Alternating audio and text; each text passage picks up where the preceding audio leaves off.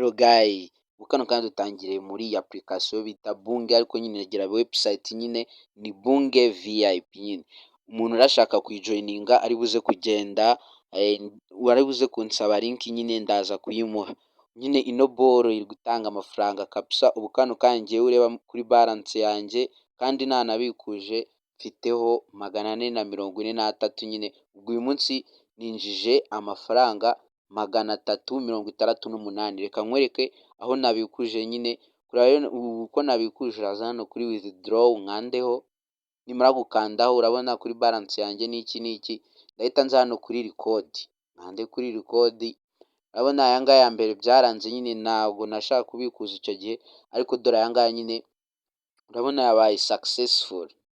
Aya ya mbere yabaye successful, nakiye amafaranga 1615.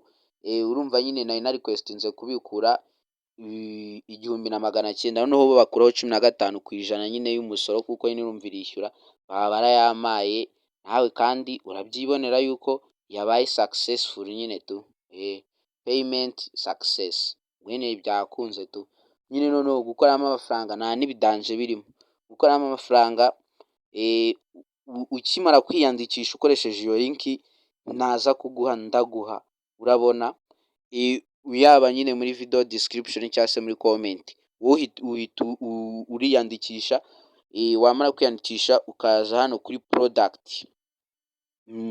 Kuri product kamakwereke neza uhabone ahangaha hasi kuri product. Kuri product wamara kugera kuri product rero urabona usangamo nyine ibiboro byinshi nyine tu.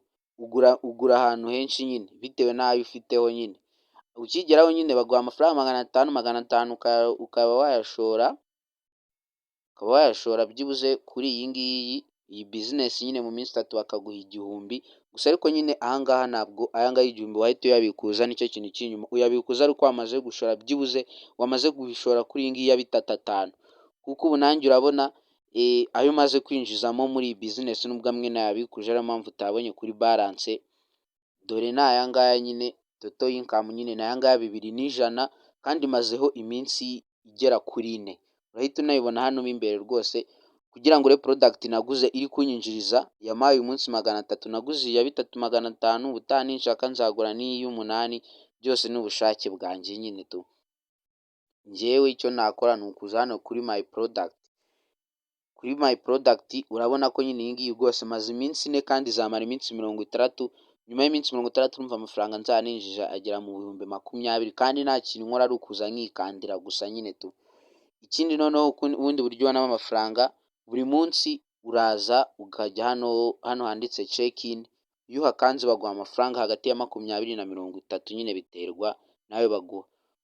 Ubwo butanze bakora video y'uburyo babikuza n'uburyo bakora recharge n'uburyo bongeraho amafaranga.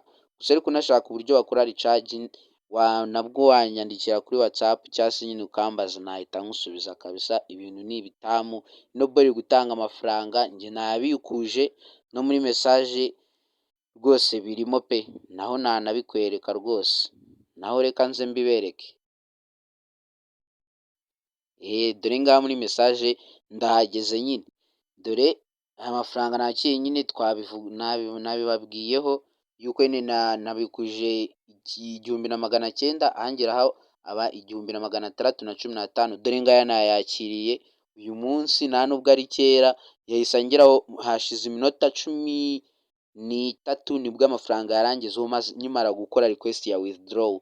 Urabona ino ball irakora rwose kabisa. Abantu bakunda gukora amafaranga ataruhanyije, aya ngaya birakunda, ugashora make ukinjiza menshi.